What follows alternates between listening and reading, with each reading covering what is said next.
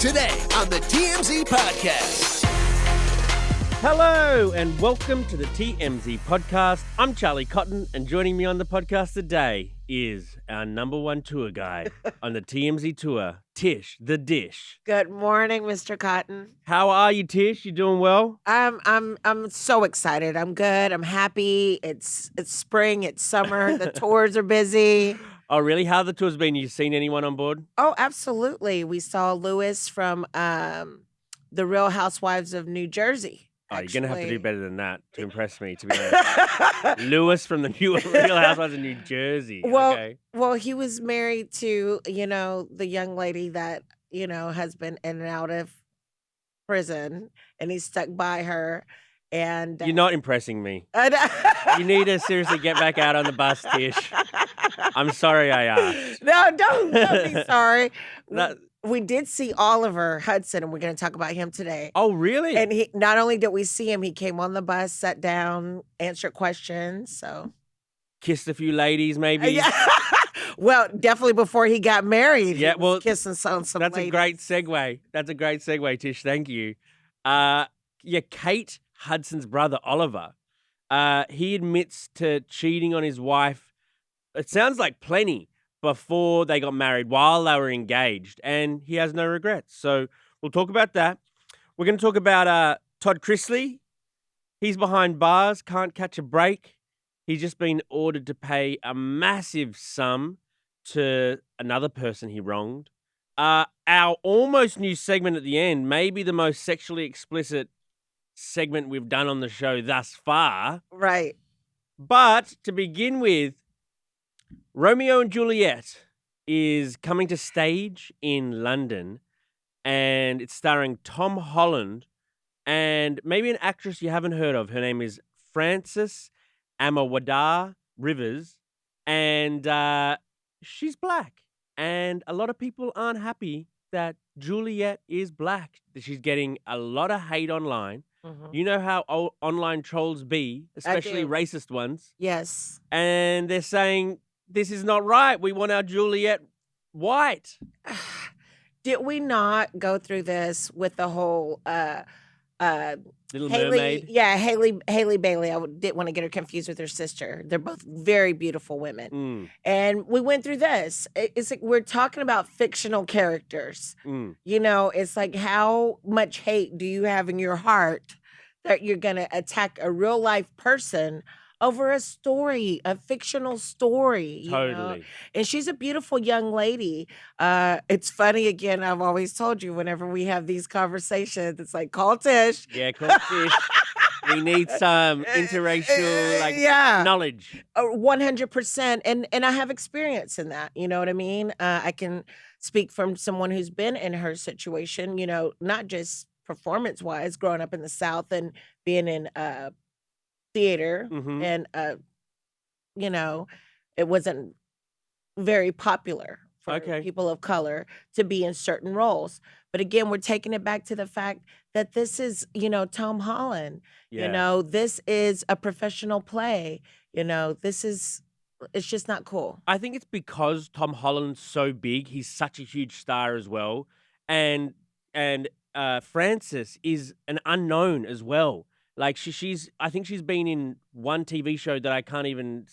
She's not like a really famous actress either, and so I think people feel that she's an easier target as well because of that. It's not like if it was Zendaya. Do you think there'd be the same sort of like online outrage if it was Tom Holland and Zendaya as Romeo and Juliet? Of course not. First of all, they're a real life couple, so that dynamic would just be off the roof. First of all, let's just say it. But not only that, we know Zendaya.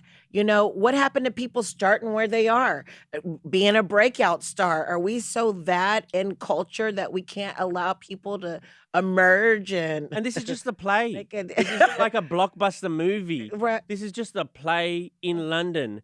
Like, do people really care? Like, don't go and see it. Well, again, we've talked about it. Online trolls, people who have nothing else better going on in their life than to sit there and attack people that you don't know and you'll never know. But I'm going to say this. I'm one of those people that are like, if you know who you are, don't subscribe and ascribe to the hate online. That whole going back and forth and arguing with people, like, I don't know why people do that. If I post something and somebody says something hateful, I just block them. Right. Good. Do you think Tom Holland should speak out and support his co-star? 100%. Right. 100%, because that'll help dull some of the noise.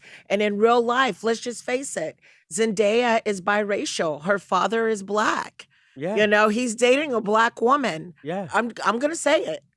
You know, That's right. You're dating a black woman and a high-profile black woman. So he needs to stand up. You absolutely need to stand up, because not just professionally are you in this situation, personally you are too. Very interesting. Okay, let's move on to our next story. God, this is an interesting one. Kate Hudson's brother is saying that he cheated on his wife.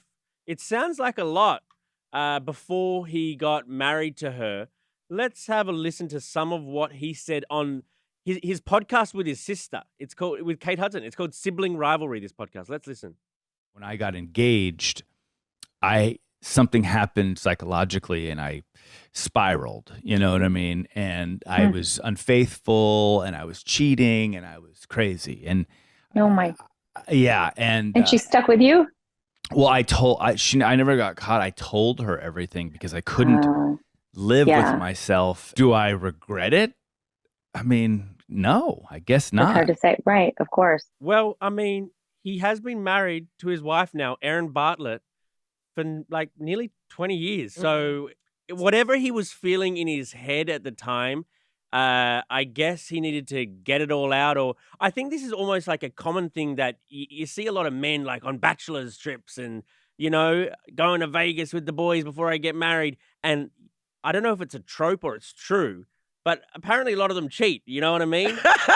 and so like I think this is not an uncommon thing. But then to admit it and say you got no regrets, I mean, I guess it worked out. He has a successful marriage. He's got kids with this woman now. What do you feel? Does it make him a bad man that he cheated on his fiancée? Well, there's so many layers to this. And first of all, I just want to commend you on how you went on your whole rant about men and their bachelor parties and how they do that. Exactly. You did not include yourself. I went to the horse races at Santa Anita with my friends, with 3 or 4 friends. You were not out cheating. I was not. No, I mean, We're clarifying unless there was that. like some jockey there that was like, no, of course not. No, definitely a lot of layers to this. They were married in 2006, so I get it. You know what I mean? Nervous. You got jelly knees, or is something that we say in the South. The fact that he's getting married, this is a lifelong commitment. I've been transparent with you. I've had my past life that I wasn't necessarily faithful. Okay. You know, and people make mistakes and we grow and develop.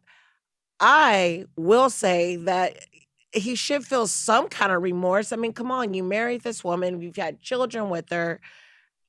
You deceived her, obviously, several times. To say that you don't feel it bad at all, a little insensitive, in my opinion. Yeah, I mean, I agree. He's just saying basically it worked out. That maybe if he hadn't have cheated on her while they were engaged, he would have cheated on her while they were married, and maybe they wouldn't have ended up having their kids. Because it's more... It's worse to cheat on your wife than your girlfriend or your fiancé. Yes. Is it, or is it the same? I don't know. It's worse. I mean, it's all bad. Yeah. Like, don't cheat. Exactly. But definitely when you're making that commitment to a lifelong covenant of marriage, and we're one, and now we're having kids, there's a part of me that kind of wonders on her side. I would like to hear back from her. Do you believe that he hasn't cheated while you guys were married? Yeah, I mean, it begs the question that if you've got that thing in your head telling you, I'm stuck with one for the rest of my life. If you've got that thing in your head, yes, does it go away just with a little therapy and coming clean? Well, the key thing, you did say therapy. So there's a lot of processing and growth and forgiveness and all that kind of stuff. But we're still human beings, you know, and you're still a woman. And no woman wants to know, you know, here you've asked me to marry you, but then you're out getting with Becky, Shelley, Totally. Michelle. Totally. You know, that's not cool. Apparently, Goldie Hawn was part of the, talked them through it and helped, solve their problems after this had happened. So, good on Goldie. She seems like the coolest mom Doesn't ever, she? doesn't she? Oh, I love Goldie Hawn. I do too. Kurt too. She might be my whole pass, Goldie Hawn. You've never said that before. I don't know. She fits your MO though. But... I mean, a little older than my MO. All right, on to our next story. Yeah. Todd Chrisley, he's behind bars. So is his wife, Julie. He's just been ordered to fork over $755,000 in a defamation lawsuit. So basically, when he was spiraling and it looked like he was going to get caught for his financial crimes, he still had a podcast and he still talked about people coming at him trying to get their money back and that sort of stuff.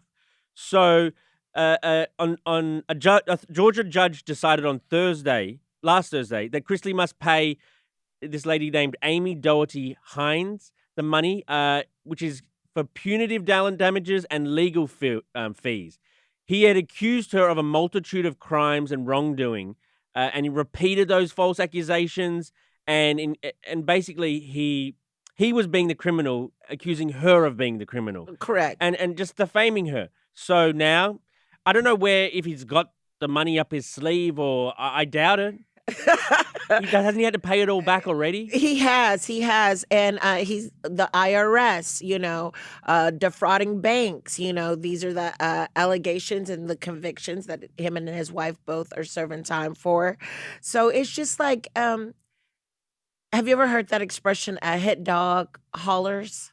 A hit dog hollers? No. What does that mean? Okay, I keep forgetting my southern, slang. I'm from the southern hemisphere, so I'd say even further away. Yeah, no, just basically, if someone feels attacked, they're going to attack someone else, Yeah. And just the way he comes across, him and his wife, they really don't believe that they've done anything wrong. You know what I mean?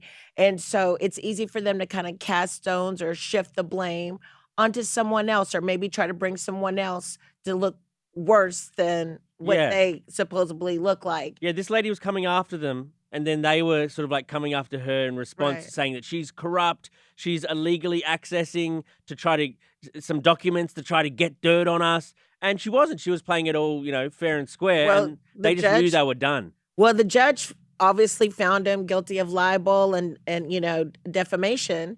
So they're in slander. So there you go. So obviously the ball was in her court and in her favor. The judge ruled for her. And hopefully this will help humble them a little bit. I know that they have a hearing coming up on April 19th in a few weeks here. Right. Their daughter hopes that they'll be released then. I'm not so sure, but Savannah hopes they'll be. Apparently these two, Julie and Todd, haven't spoken since they went first behind bars. They don't need to talk. Right. They don't need to talk. He's doing enough talking. True. He needs to be quiet. Okay, onto our almost news. This is like the Zapruder film, or we have been picking apart this piece of video for days now because we have a new angle of Ricky Martin at a Madonna show that we've got written here proves he 100% had an erection. So we'll play it as we talk over it. Okay. But basically, there's a point in Madonna's show where she gets someone from the crowd to sit down and kind of rate the dancers. And Ricky did a whole lot more than just rate them. Because they're dancing up on him, and their face is, in his crutch, and their crutch is in his crutch, and there's a lot of crutches around, and then you see him stand up. Yeah. And also he's gesturing to the crowd at the time, like he's holding a pillow over his area. Well, yeah. It's just, who was in the crowd then as well at the time? Chris Rock was in the crowd. Alex Rodriguez was in the crowd.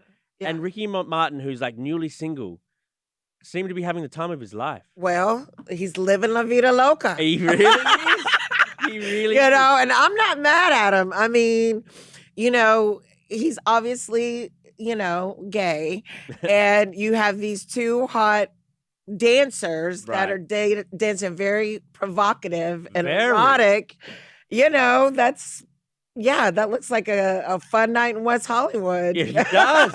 I mean, Yeah. Madonna gets other people up to do this, and the dancers don't go as hard as they went for It's Ricky. Ricky Martin. He must have given them some sort of green light to like, yeah, have at it. Probably. And not only that, he is an icon. He's been around since Menudo. He's been a sex symbol for men and women for many, many, many years. You had a crush on him in Menudo. I did. Silver Spoons. This is before your time, but they were a guest on there with Ricky Schroeder and Alfonso Ribeiro. When Ricky Martin finally came out, were you just like, oh? I was one of those. You were disappointed for yourself? Actually, why do you have to bring up the trauma? And it was during Living La Vida Loca, when he came out with that. Yeah. So it was heartbreaking. But you know what? As long as he's happy and apparently he's living his best life. Yeah, he's very happy. Who am I to hold him back? Absolutely. Okay, Tish. Thank you very much for joining me. Always fun when you're here. It's always have a good time. Thank you guys so much for letting me come and play with you guys. Of course. Good luck on the tour. And thank you very much for listening, everybody. We'll see you tomorrow. Goodbye.